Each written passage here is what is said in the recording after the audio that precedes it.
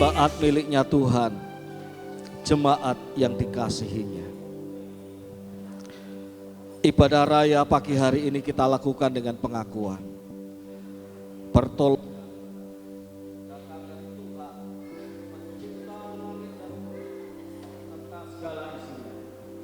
Tuhan yang setia.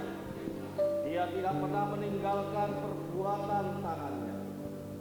Turunlah atas kita sekalian kasih karunia dan damai sejahtera dari Allah Bapa, Anak, dan Roh Kudus dalam ibadah pagi hari ini. Kami mengucap syukur kepada Tuhan. Engkau Allah yang mulia, Allah yang kami muliakan dan kami agungkan. Kepadamu ya Tuhan kami beribadah. Kepadamu ya Tuhan kami naikkan syukur dan pujian kami.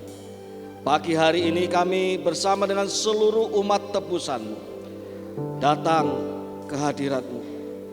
Kami mau beribadah kepada Engkau dan kami percaya Engkau menyediakan berkat-Mu kepada kami semuanya.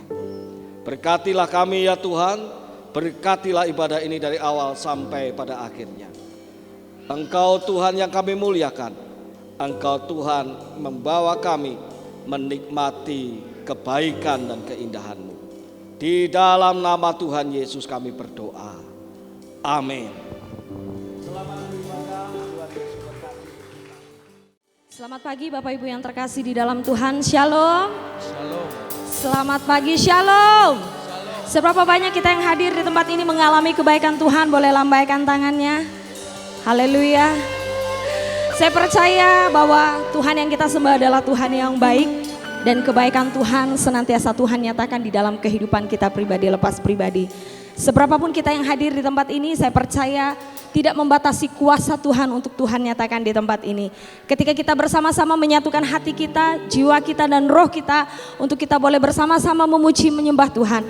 Kita percaya bahwa akan ada kegerakan roh Allah di tempat ini, amin. Seberapa banyak kita yang siap memuji memuliakan nama Tuhan, boleh lambaikan tangannya. Kita mau menari buat Tuhan.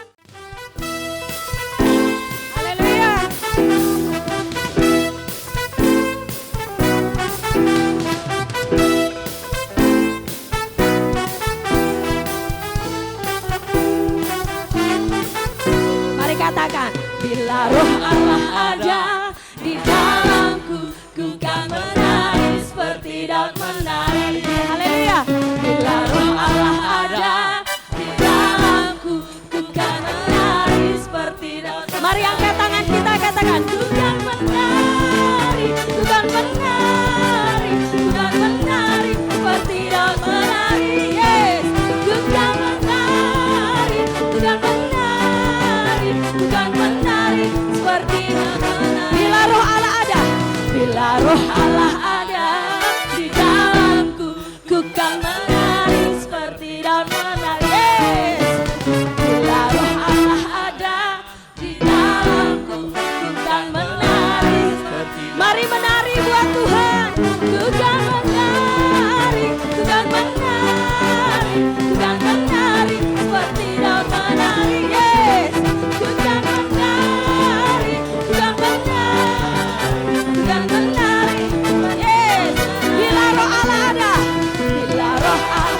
Kita melompat. Di dalamku, ku kan melompat. Mari kita melompat bersama-sama. Yes. Bila roh Allah ada di dalamku, ku kan melompat seperti Daud. Mari kita melompat buat Tuhan. Ku kan melompat, ku kan melompat, ku kan melompat seperti Daud melompat. Yes. Ku kan melompat, ku kan melompat, ku kan melompat. Yes. Bukan menari, bukan menari, bukan menari, bukan menari seperti menari.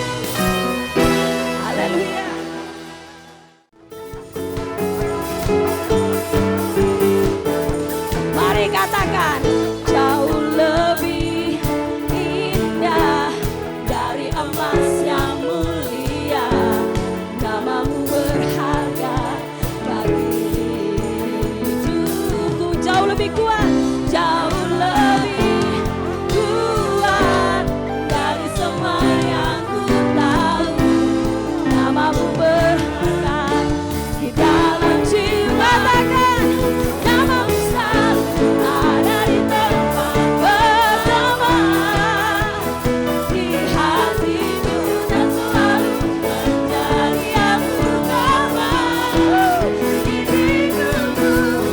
Dimanapun ku berada, tak akan namamu Tuhan, namamu selalu berada. Katakan namamu selalu ada di tempat. Mari bertepuk tangan bagi kemuliaan nama Tuhan.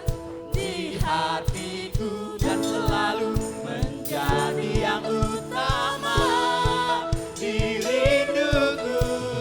Dimanapun Yesus berada, tak akan berubah. Namamu Tuhan, namamu selalu berada. Katakan namamu. Datang Roh Kudus, Kau ku rindu, amin. Dengan minyak yang baru urapiku, mengalir, mengalir memenuhiku, mengalir pulihkanku. Kuasamu bebaskan hidupku. Satu yang ku rindu, bersekutu denganmu, bawaku lebih lagi tinggal di dalammu, nikmati hadiratmu, jamahlah seluruh hidupku. Kuasamu mengubah, satu yang ku rindukan, satu yang ku rindu, bersekutu denganmu, bawaku lebih lagi tinggal di dalammu, nikmati hadiratmu, jamahlah seluruh hidupku. Kuasamu mengubah hidupku.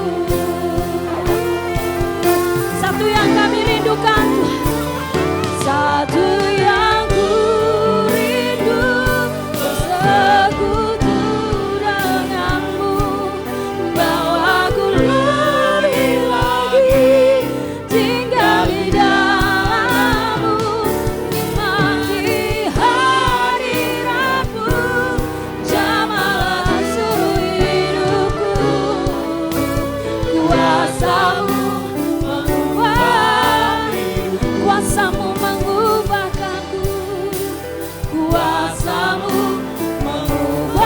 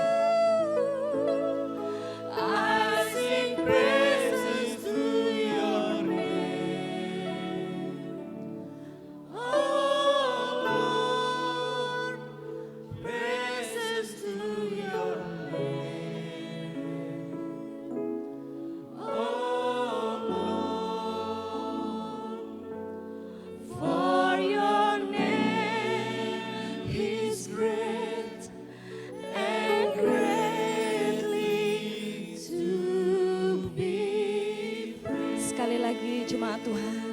Mari angkat tangan kita di hadapan Tuhan, katakan, I sing praises to your name, oh Lord, praises to your name, oh Lord, for your name is great and greatly to be praised.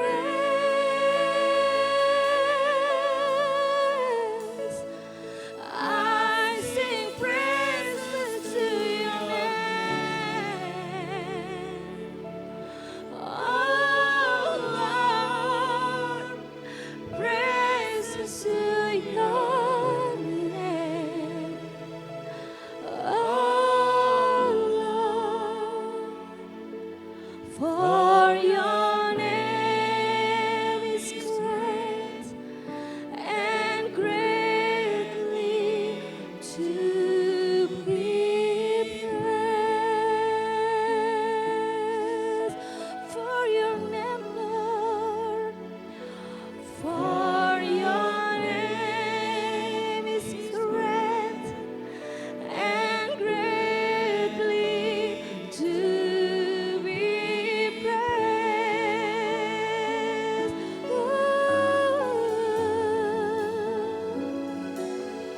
For your name is great and greatly to be praised. Berikan sorak-sorai kemuliaan bagi nama Tuhan. Hanya Engkau Tuhan yang layak menerima pujian kami. Dulu, sekarang, dan sampai selama-lamanya. Hanya Engkau yang layak diagungkan di atas seluruh bumi ini, bahkan sampai di surga.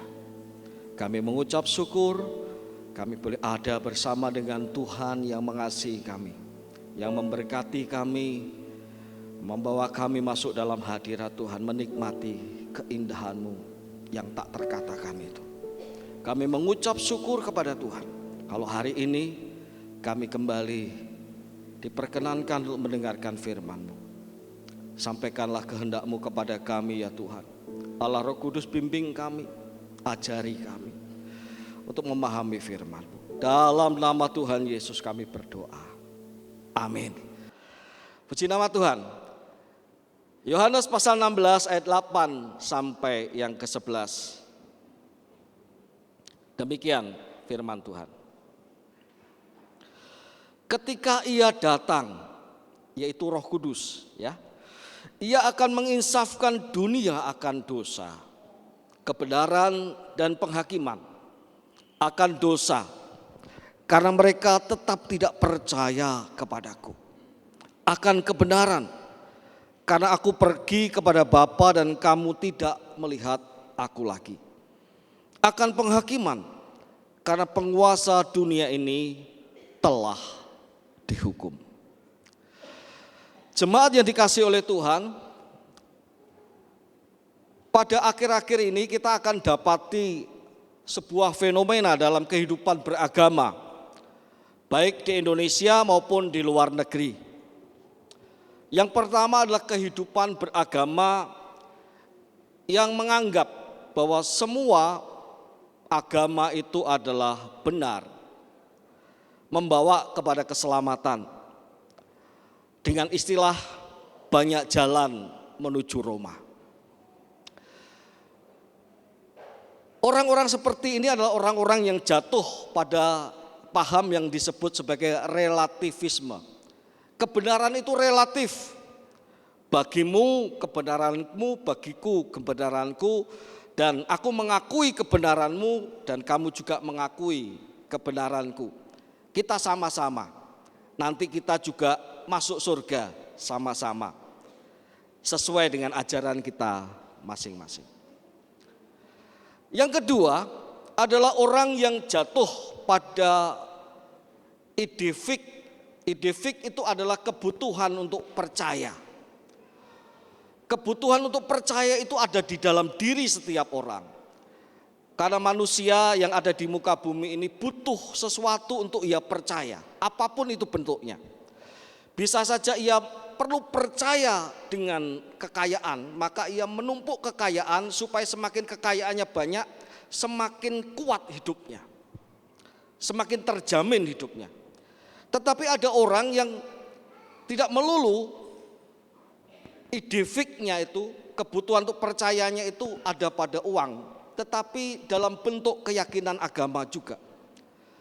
Bahwa tidak mau ia menghargai pemeluk agama lain, dia menyerang pemeluk agama lain, keyakinan agama lain yang mau runtuhkan dengan maksud supaya tampak bahwa keyakinan agamanya lah yang paling benar.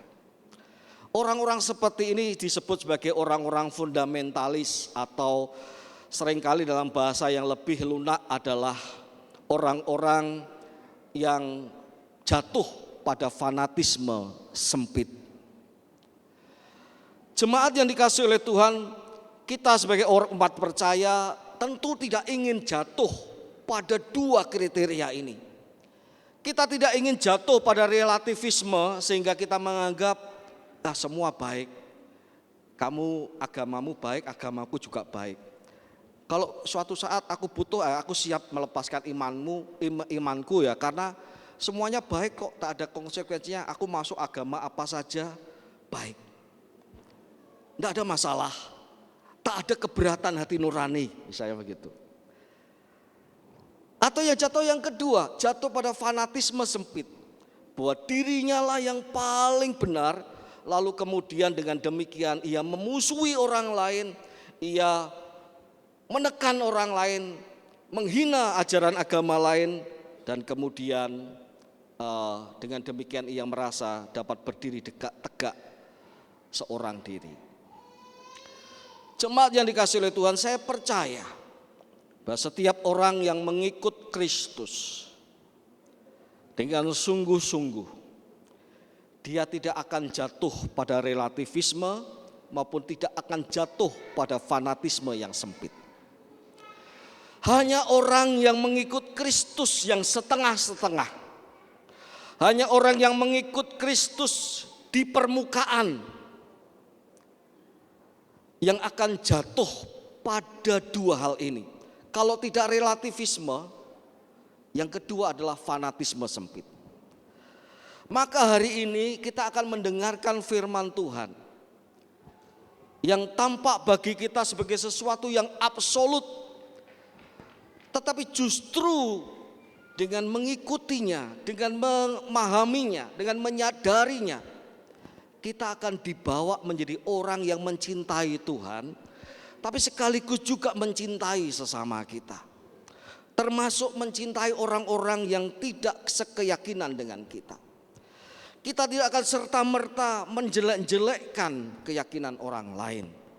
Kita tidak akan semerta, bukan karena takut, tetapi memang kita adalah orang yang demikian disadarkan, disentuh oleh Tuhan, diubahkan oleh Tuhan, menjadi pribadi yang berpikiran terbuka, tapi sekaligus tidak relativisme, menjadi pribadi yang berpikiran terbuka, tapi sekaligus kokoh di dalam pendirian iman. Yang seperti ini hanya didapat ketika kita sungguh mau dibimbing oleh Roh Allah. Hidup kekristenan yang penuh dan utuh. Jemaat yang dikasihi oleh Tuhan, Yesus Kristus menjelang ia disalibkan, ia berkata kepada murid-muridnya tentang sebuah janji akan Roh Kudus. Alangkah baiknya jika aku pergi, sebab jika aku tidak pergi, maka ia tidak akan datang. Tetapi kalau aku pergi, aku akan mengutus dia untuk menyertai kamu, kata Tuhan. Dan Tuhan berkata, kalau ia datang, ia akan menginsafkan dunia akan dosa, kebenaran, dan penghakiman. Tiga pokok ini mungkin tidak bisa kita bahas semuanya. tetapi sedapat mungkin kita bisa mengambil maknanya. Yang pertama adalah Roh Kudus itu menginsafkan dunia akan dosa. Saya itu dulu pernah menjadi seorang pendeta. Dalam label jabatan saya sebagai pendeta, saya itu jengkel kalau diminta ada lagu, ada seorang pemimpin pujian, meskipun tentu tidak saya tunjukkan ya kejengkelan itu. Tapi saya merasa tidak suka dengan pemimpin pujian yang mengajak menyanyikan seperti Bu Nancy tadi itu. Bila Roh Allah ada deng-deng di dalamku, deng, ku kan menari seperti Daud menari. Nah itu. Ketika lagu itu dipujikan, kalau saya duduk di belakang, saya hanya lipat tangan dan lihat orang-orang yang menyanyi pujian Tuhan. Kalau terpaksa saya duduk di depan, saya menari dengan berat hati supaya tidak jadi bahan pembicaraan jemaat. Tetapi ketika saya mengalami bahwa apa yang dimintakan oleh pemimpin pujian, bila Roh Allah ada di dalamku, ku kan menari. Ketika saya mengalami jamahan Roh Allah, dan jamahan Roh Allah itu mau tidak mau membuat saya ringan sekali dalam bergerak, membuat saya tidak berat dalam bergerak, membuat saya memahami kenapa Daud itu menari-nari. Bukan hanya sekedar gejala psikologis, oh karena ngikuti iringan musik. Karena pikir saya waktu itu orang menari karena ngikuti iringan musik. Tidak ada sesuatu dalam hatinya yang menggerakkan dia untuk bergerak. Saya pun menganggap Daud itu bersukacita karena alasan psikologis saja. Karena tabut Allah dari luar dibawa masuk ke Yerusalem, maka dia berjingkrak-jingkrak. Tidak ada kuasa lain. Dia hanya masalah sukacita saja. Tetapi menjadi lain ketika saya sendiri dijamah oleh Roh Allah. Saya tahu kemudian mengapa Daud menjadi begitu ringan menari-nari, bahkan sampai tidak memikirkan dirinya sendiri bahwa dia sedang menari-nari bersama para budak. Lalu Mikal melihat dan mencemooh dia, itu raja apa itu? Kok menari-nari menghinakan dirinya dengan para budak?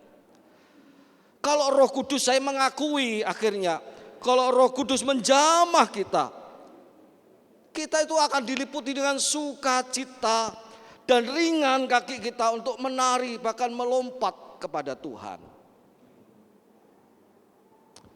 Tetapi Roh Kudus tidak hanya bekerja di dalam hidup kita orang yang sudah percaya,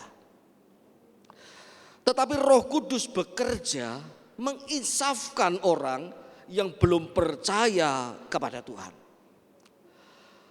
Ia hadir dalam setiap khotbah, ia hadir dalam setiap pelayanan orang percaya, ia hadir dalam kesaksian iman, ia hadir dalam pemberitaan Injil.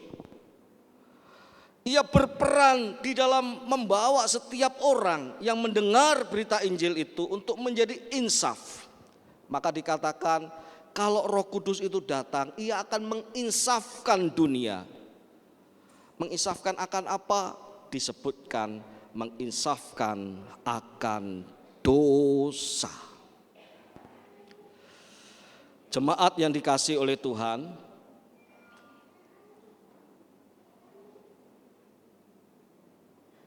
banyak orang di muka bumi ini tidak insaf dengan dosanya. Banyak orang di muka bumi ini lebih suka untuk melihat orang lain itu banyak kesalahannya. Tetapi bukan aku yang banyak kesalahannya. Orang di muka bumi ini banyak yang melihat eksternal bukan ke internal kepada dirinya. Maka timbullah orang itu lebih suka untuk mengakui bahwa dirinya baik, dirinya oke, orang lain tidak oke. Dirinya itu lebih baik dan orang lain itu banyak kekurangannya.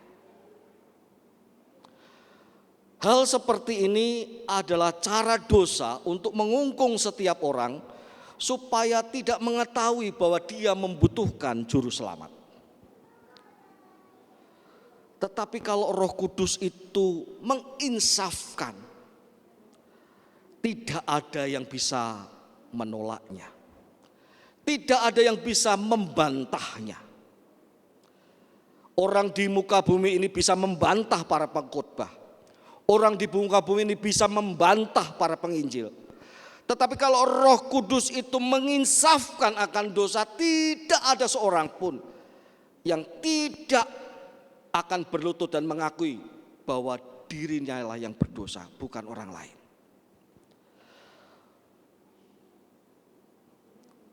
Dia tidak akan melihat orang lain, tetapi dia akan berlutut, Tuhan, aku banyak salah, aku banyak dosa, aku butuh juru selamat. Jemaat yang dikasihi oleh Tuhan, kata menginsafkan dapat diartikan juga sebagai mengekspos, ya, mengekspos, to show, menunjukkan atau meyakinkan. Maka kemudian diterjemahkan juga menginsafkan, karena hasilnya adalah membuat orang sadar. To show, expose, expose itu artinya dari yang belum ditampilkan, diekspos, ditampilkan, gitu ya. Itu namanya expose. Dari yang tersembunyi sekarang ditunjukkan, ini loh, gitu. Sama seperti orang yang sedang menanti-nantikan launching produk terbaru dari brand yang sangat ia sukai, ia menanti-nantikan macam apa ya kecanggihan brand yang akan keluar ini, kecanggihan versi yang akan keluar ini. Begitu ditampilkan, ini loh, layarnya seperti ini, kalau itu gadget ya, layarnya begini, kecanggihannya begini, sudah pakai NPU, sudah pakai AI, tidak harus online, offline pun bisa. Ini kecanggihan. Dari yang belum nampak ditampakkan, itu namanya diekspos. Dan itu mengandung di sana meyakinkan atau membuktikan bahwa kebenaran yang sesungguhnya. Jemaat yang dikasihi oleh Tuhan, orang yang berdosa itu seperti orang yang tinggal di kamar yang gelap. Dia tidak tahu model kamarnya seperti apa, yang jelas dia nyaman tidur di sana. Dia nyaman tidur di sana, dia sudah nyaman dengan baunya, dia sudah nyaman dengan suasana, dengan lembabnya, dia sudah nyaman dengan ketenangannya, dia sudah nyaman dengan kesenangannya dalam tanda petik. Ia tinggal di dalam kamar yang gelap, yang ia tahu bahwa dirinya ada dan dirinya menikmati hidup ini. Entah orang lain katakan baumu busuk, kamarmu busuk, kamarmu lembab, dia tidak peduli. Karena yang paling bagi dia, aku asik kok dengan kehidupan ini. Tetapi begitu jendela dibuka, sinar matahari menyorot masuk ke dalam, baru orang itu sadar, oh, kamarku ternyata banyak kecoaknya. Kamarmu ternyata banyak binatang-binatang, serangga-serangganya, banyak tikusnya. Kasurku yang aku pakai sudah berjamur, dan dindingku sudah mulai mengelupas. Catnya sudah sangat pudar, sudah diganti dengan jamur. Baru orang itu merasa tidak nyaman. Lalu ia melihat barang-barang yang selama ini ia banggakan sebagai kebaikan. Ada vas bunga dari Tiongkok, ada gadget terbaru mungkin disebut sebagai kebaikan-kebaikannya yang ia kumpulkan, dan ia nyaman dengan semuanya itu. Ia lihat semuanya itu tidak berharga karena semuanya diliputi dengan lumut, diselimuti dengan kelembapan, dengan jamur, dan sudah mulai rapuh. Baru saat itu ia menatap keluar, kamarku butuh dibersihkan. Bahkan bukan hanya kamarku, diriku butuh dibersihkan. Baru dia mengakui bahwa dia butuh sinar matahari. Baru dia mengakui bahwa semua yang ia lakukan tentang apa yang ia kumpulkan tidak berguna kalau itu ada di dalam dosa. Tidak ada manfaatnya, semua barang-barang cantik yang ia kumpulkan tidak akan ada gunanya lagi kalau itu ada di dalam kelembapan dan merusak apa yang sudah ia kumpulkan itu. Jemaat yang dikasihi oleh Tuhan, demikianlah orang berdosa. Kalau Roh Kudus itu mengekspos siapa dirimu, dia tidak akan melihat Pak Amio, dia tidak akan melihat saya, dia tidak akan melihat Bu David, tetapi yang ia lihat adalah dirinya dengan Tuhan. Tuhan, aku ini orang berdosa, aku butuh Engkau. Semua kebaikan yang aku rancak, yang aku perbuat, yang selama ini aku pikir itu kebanggaanku supaya aku bisa selamat, ternyata semuanya tak ada artinya. Ternyata semuanya itu tak berguna. Sebab mana mungkin aku bisa membayar kerajaan surga dengan perbuatan baikku. Jemaat yang dikasihi oleh Tuhan, Roh Kudus itu mengekspos, menyatakan kepada dunia ini bahwa setiap orang itu berdosa dan butuh Tuhan. Roh Kudus itu istilah sederhananya menghentikan orang untuk menunjuk, tetapi kemudian mengarahkan orang untuk menunjuk dirinya sendiri. Aku butuh Tuhan, aku butuh juru selamat. Jemaat yang dikasihi oleh Tuhan, bukankah itu menjadi pengalaman kita sebagai orang percaya? Bukankah itu menjadi pengalaman kita sebagai orang percaya? Bahwa kita telah ditunjukkan oleh Tuhan, oleh Roh Kudus ketika kita belum percaya kepada Tuhan dengan sungguh-sungguh. Kita belum menerima Kristus sebagai Tuhan dan Juru Selamat. Ketika kita masih merasa diri kita paling benar dan tidak membutuhkan siapapun juga. Tetapi Roh Kudus sudah bekerja sebelum kita percaya kepada Tuhan. Meskipun kita lahir dari keluarga Kristen, tapi seringkali saya mengingat akan kata pendeta saya yang mengajar saya. Meskipun kau lahir dari keluarga Kristen, tetapi pertobatan mesti keluar dari dirimu sendiri.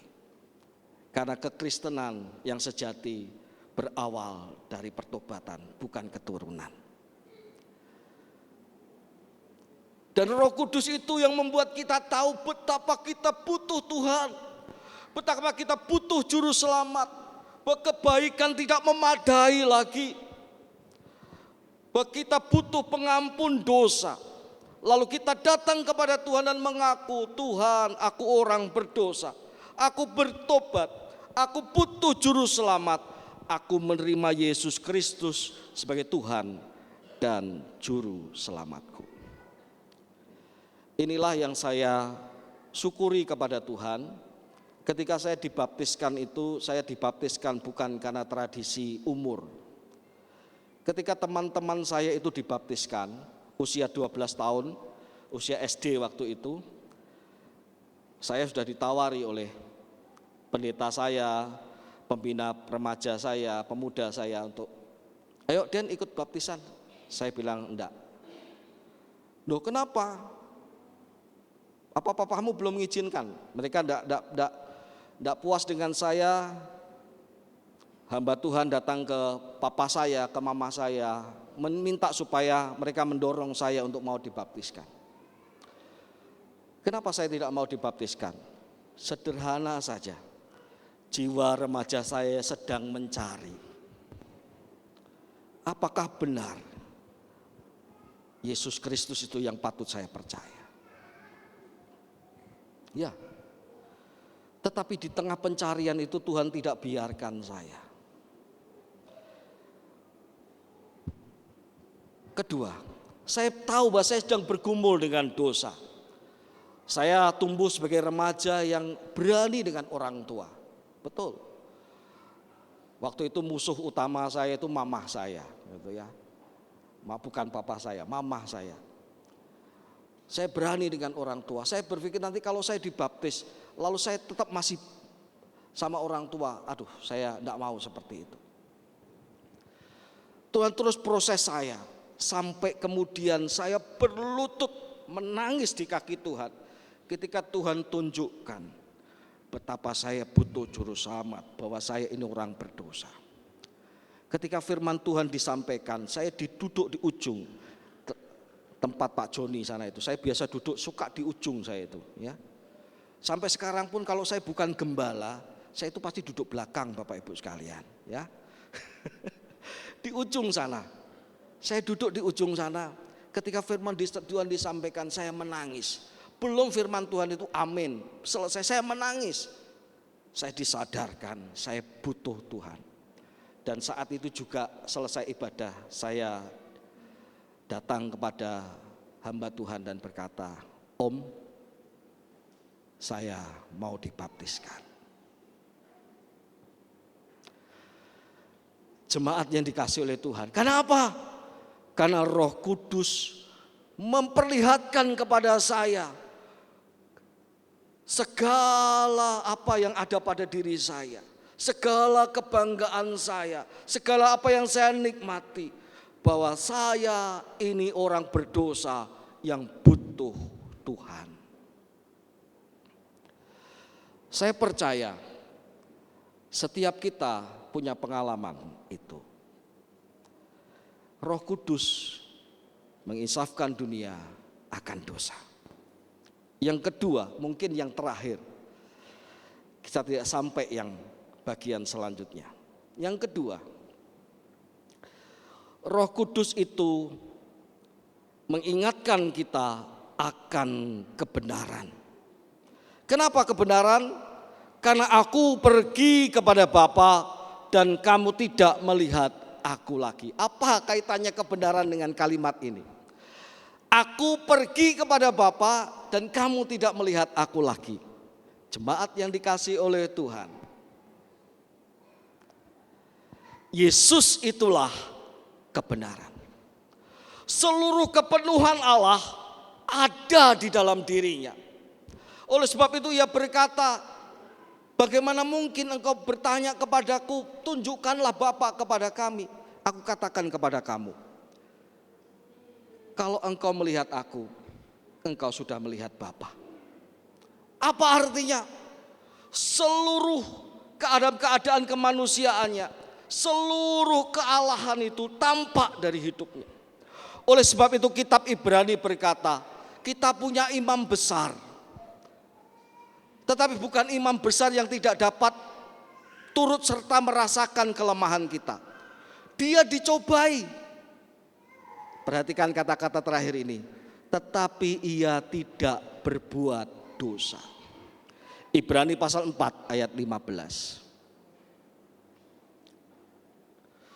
Itu artinya dalam keadaannya sebagai manusia pun Yesus itu turut serta dapat merasakan kelemahan kita. Ia lapar, ia haus.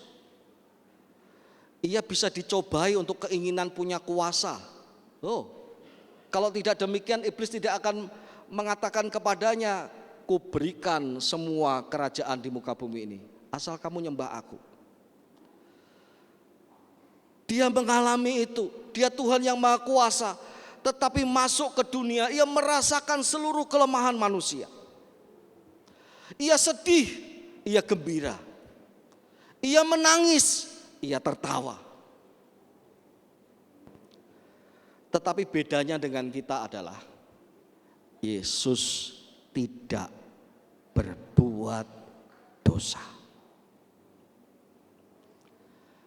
Maka tidak ada tokoh manapun juga di muka bumi ini. Tidak ada orang manapun juga di muka bumi ini yang dapat setara dengan Yesus Kristus. Itulah maka saya katakan kepada Bapak Ibu sekalian, iman Kristen kita itu terlalu mahal untuk dijual, digantikan dengan apapun juga atau keyakinan apapun juga. Karena siapakah yang dapat dibandingkan dengan Yesus? Karena setiap orang yang lahir dari rahim perempuan berbuat dosa, berdosa, kecuali Yesus Kristus. Dia tidak berdosa. Sedikit pun dia tidak pernah berbuat dosa. Kita baca Yohanes pasal 3 ayat 13. Tolong ditampilkan. Yohanes pasal 3 ayat 13. Tidak ada seorang pun yang telah naik ke surga selain daripada Dia yang telah turun dari surga, yaitu Anak Manusia. Anak Manusia adalah gelar dari Tuhan Yesus Kristus. Tidak ada seorang pun yang telah naik ke surga selain daripada Dia yang telah turun dari surga, yaitu Anak Manusia. Maka kata-kata aku pergi kepada Bapa dan kamu tidak melihat aku lagi, artinya, hai murid-muridku, asalku dari surga, bukan dari dunia. Itulah kebenaran. Maka kalau kita sedang mempertimbangkan untuk berpindah keyakinan, pertimbangkan baik-baik. Siapa yang telah naik ke surga? Hanya Dia yang pernah turun dari surga, dan itu Yesus sendiri. Tidak ada tokoh seorang pun di muka bumi ini yang pernah turun dari surga kecuali Yesus. Artinya tidak pernah ada tokoh di muka bumi ini, seorang manusia yang asalnya dari surga. Dia adalah Allah yang turun menjadi daging. Jemaat yang dikasihi oleh Tuhan, istri saya, Bu Okta, menunjukkan kepada saya tentang beberapa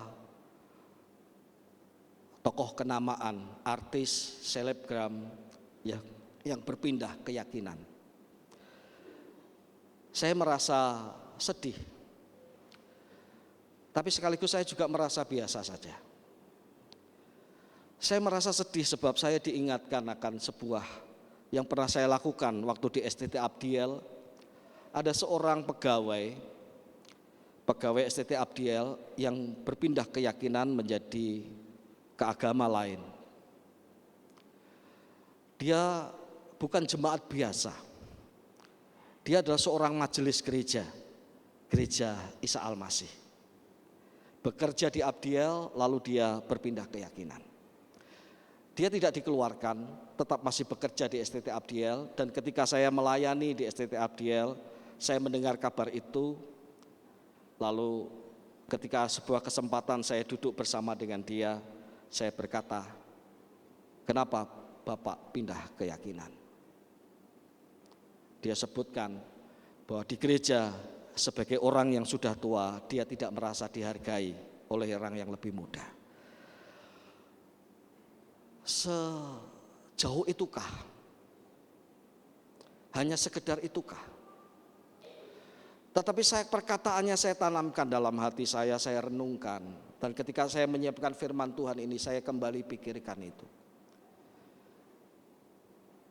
Bukankah di gereja memang kita tidak minta dihargai? Karena begitu kita diselamatkan, penghargaan itu terpusat pada Yesus Kristus. Amin. Kalau di gereja kita mencari penghargaan, maka kita akan menyesal. Bukan berarti kita menolak untuk dihormati, tidak. Menghormati adalah sebuah hal yang harus dipraktekkan oleh orang-orang percaya. Saling menghormati, saling mengasihi. Tetapi penghormatan sesungguhnya hanya untuk Kristus. Lalu saya berkata kepada Bapak ini, Pak, saya mau menyatakan isi hati saya. Saya berkata kepada dia, saya menyayangkan keputusan Bapak. Apa yang Bapak lakukan? Bapak sedang membuang emas yang sangat berharga. iman kepada Yesus. Lalu dia berkata, ya saya paham, kalau saya pindah agama orang Kristen pasti susah. Tapi orang yang agama yang saya tuju pasti senang. Ya itu saja yang dia jawab kepada saya. Jemaat yang dikasihi oleh Tuhan hari ini, kalau Roh Kudus itu sejak awal membawa kita insaf akan dosa kita, lalu kita percaya kepada Tuhan, lalu Roh Kudus juga yang menunjukkan kepada siapa kebenaran itu. Tidak lain dan tidak bukan yang ditunjukkan oleh Roh Kudus itu bukan relatif, bukan sama, tetapi mutlak, satu-satunya. Aku pergi kepada Bapa dan kamu tidak melihat aku lagi. Artinya adalah kebenaran itu hanya Yesus Kristus Tuhan. Kalau saya berkata seperti ini, bukan berarti kemudian saya membenci keyakinan yang lain. Justru saya penuh dengan belas kasihan untuk melihat orang juga punya pengalaman dengan Roh Kudus yang sama. Khotbah tidak saya panjangkan, tetapi hari ini saya mau menyampaikan kepada jemaat Tuhan, jemaat Gereja Isa Al-Masih. Kita yang oleh Roh Kudus sudah dibuat bertobat dan percaya kepada Kristus, menerima Yesus Kristus sebagai Tuhan dan Juru Selamat. Marilah sekarang kita dipimpin oleh Roh Kudus untuk hidup mensyukuri kebenaran Tuhan. Rasul Paulus berkata, jangan gunakan kemerdekaan itu sebagai kesempatan untuk berbuat dosa. Roh Kudus terus bekerja di tengah-tengah kita, di hati kita, untuk membawa kita menjadi umat Tuhan yang suka melakukan firman Tuhan. Yang tidak lagi suka untuk melakukan perbuatan dosa. Perjamuan suci selalu mengingatkan kepada kita bahwa dosa kita sudah ditebus. Masakan kita masih mau berbuat dosa lagi? Namun demikian, mungkin saya akan cerita pengalaman saya ketika Jumat Agung nanti. Tapi saya pagi ini hanya mau mengatakan, Roh Kudus itu yang pernah menginsafkan kita, yang pernah menunjukkan kepada kita siapa diri kita, adalah Roh Kudus yang juga terus bekerja untuk membawa kita kepada hidup yang semakin dikuduskan oleh Tuhan. Sebab Ia sudah menguduskan kita untuk hidup dalam kebenaran sebagaimana Tuhan sudah membenarkan kita. Maka ketika kita berbuat salah, Roh Kudus pun mengingatkan kita. Dia tidak menyesakkan kita atau membuat kita itu tak berdaya, tidak. Tetapi dengan penuh kasih, Ia membawa kita untuk tidak mencederai kasih karunia yang Tuhan sudah berikan kepada kita. Pagi hari ini, mari kita mensyukuri karya Roh Kudus yang sudah menginsafkan kita akan dosa dan menunjukkan kepada kita apa dan siapa itu kebenaran. Tuhan Yesus memberkati.